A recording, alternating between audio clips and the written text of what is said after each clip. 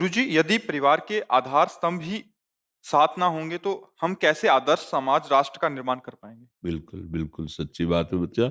इस बात पे हम भी चिंतित रहते हैं, क्योंकि आज हमारी नई समाज में ये सब हम हर एकांतिक में ये ज़रूर कहते हैं, माता-पिता की सेवा करो। माता आजकल माता-पिता भी अपने कर्तव्य से चूक रहे हैं, तो ऐसे बच्चों के संस्कार दिए जाते हैं, कि बच्चे उनको घले घरे से निकाल देते हैं।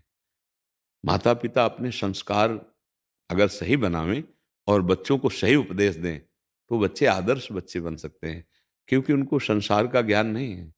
सच्चे गुरु माता-पिता प्रथम होते हैं, वही जैसे उनको उपदेश देते हैं। अब आजकल स्वयं में संस्कार नहीं भागवती, अगर बच्चा थोड़ा भक्ति भी करने लगे तो माता-पिता उसका विरोध करने की सोचते हैं।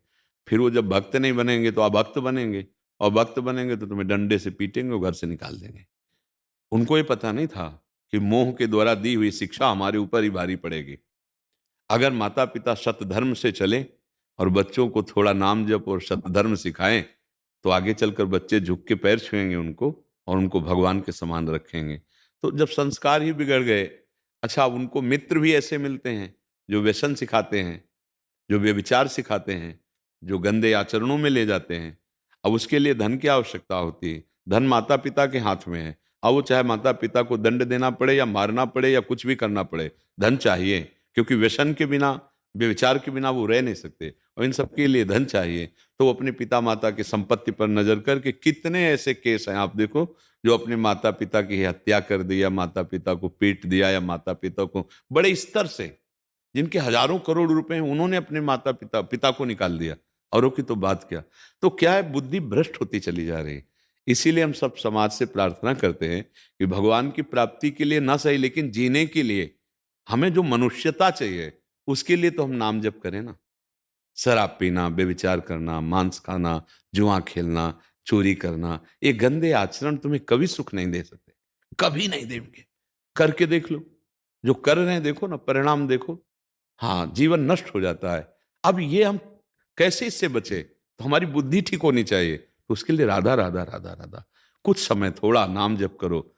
थोड़ा अगर नाम जप करोगे, तो बचा लेगा आपको, गंदे आचरणों से बचा लेगा। तो आज समाज तो बिगड़ता चला जा रहा है। गुरुजी, संयुक्त परिवार टूटे जा रहा है हाँ, बिल्कुल हम और तो वृद्धाश्रम बढ़े जा रहे हैं। हाँ, और आप बच्चा समझो, पति-पत्नी के विश्वास में फ़र्क पड़ गया। भाई-भाई के प्यार में फ़र्क पड़ गया। नहीं पड़ रहा है। मतलब आज जो संबंध एकदम अमृत जैसे थे, कि पति-पत्नी में कभी अविश्वास हो सकता है?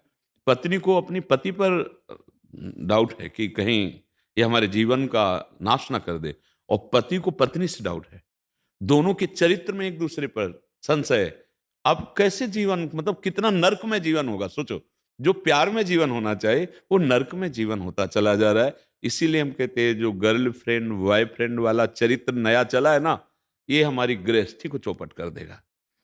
एक बॉयफ्रेंड से ब्रेकअप, दूसरे बॉयफ्रेंड से संबंध, फिर उससे ब्रेकअप, फिर तीसरे से संबंध।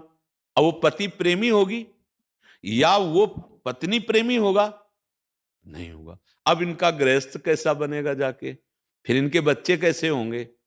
बस, फिर वही बच्चे फुटपाथ में माता-पिता को भेज देते हैं कि अब अपना जीवन गुजारो, क्योंकि तुम्हारा चरित्र ठीक नहीं रहा है। हमारे चरित्र ठीक नहीं तो हमारे बच्चों के चरित्र कैसे ठीक हो जाएँगे?